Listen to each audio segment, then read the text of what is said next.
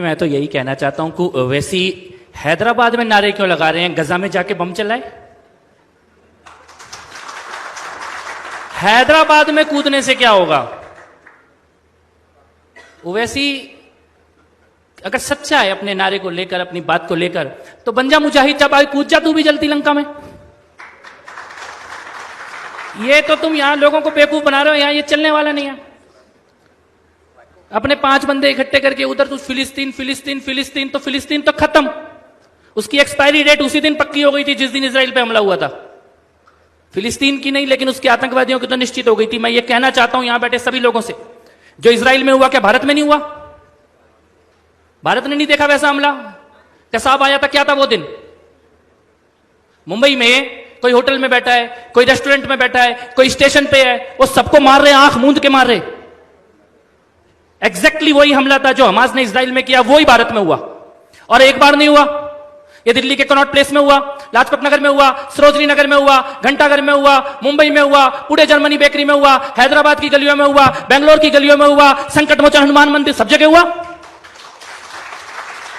और हमारे देश में तो क्या हो गया था, वो बस में लिखा होता था अपनी सीट के नीचे देखिए कोई भी लवारिस वस्तु बम हो सकती है। तो तेरे प्रधानमंत्री की सीट के नीचे क्यों नहीं हो सकती थी? हमारे बच्चों की सीट के नीचे ही होती थी बस लवारिस वस्तु बम। आज क्यों नहीं हो रहा?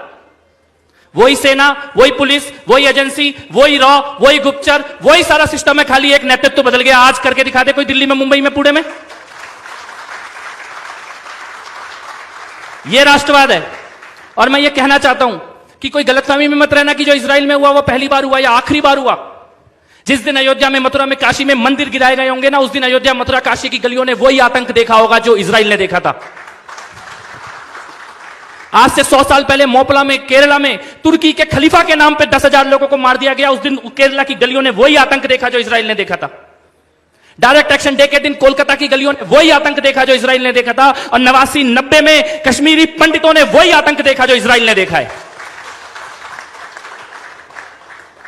कोई यहां पे बैठ के अगर हमास के या फिलिस्तीन के साथ खड़ा हो रहा है ना, वो हमास या फिलिस्तीन के साथ खड़ा नहीं हो रहा, वो तुम्हें मारने और काटने वालों के साथ खड़ा हो रहा है। और ये बता रहा है कि जिस दिन तुम्हें मारा जाएगा उस दिन वो कहां खड़े होंगे। कोई गलतफहमी ना हो इस बात की, चाहे वो ओवैसी हो, चाहे वो कांग्रेस हो। कांग्रेस, ये जेएनयू के अंदर इन्होंने नारे लगाए हमास के समर्थन में, एएमयू में मार्च निकाला गया। मैं पूछता हूं, जिस दिन संसद पे हमला हुआ एएमयू ने मार्च निकाला था क्या? जिस दिन दिल्ली में बम ब्लास्ट हुए एएमयू में मार्च निकला था क्या? जेएनयू में मार्च निकला था क्या? कांग्रेस पार्टी ने कुर्ते फाड़े थे क्या? यानी देश के अंदर आतंकवादी हमले हुए तो इन्होंने कोई मार्च नहीं निकाला, किसी ने जेएनयू में, किसी ने एएमयू में, कोई वामपंथी, कोई कम्युनिस्ट नहीं निकला। लेकिन वो गजा में, वो फिलिस्तीन में आता इजराइल बदला ले रहा है तो तुम्हारे कुर्ते फट रहे हैं। किसके सगे हो, किसके सगे हो, किसके साथ खड़े हो?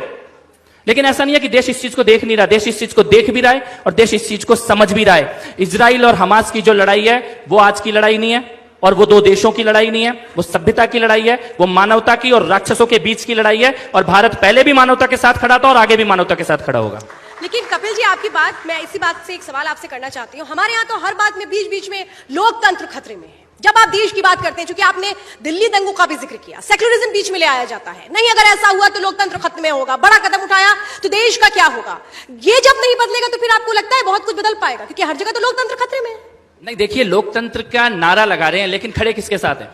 जो लोग आज हमास के साथ खड़े हैं भारत में, वही लोग दिल्ली दंगे में ताहिर हुसैन और उमर खालिद के साथ खड़े थे। वही नाम, वही वकील, वही उससे 4 साल पहले पीएफआई के लोगों के साथ खड़े थे, वही उससे पहले सिमी के लोगों के साथ खड़े थे, वही अहमदाबाद ब्लास्ट में आतंकवादियों का केस लड़ रहे हैं, वही कसाब के लिए पेटिशन साइन कर रहे थे, वही याकूब मेनन के लिए कोर्ट खुलवाने वही लोग हैं। नाम भी वही है और धंधा भी वही है, चाहे वो नेता हो, चाहे वो पत्रकार हो, चाहे वो वकील हो।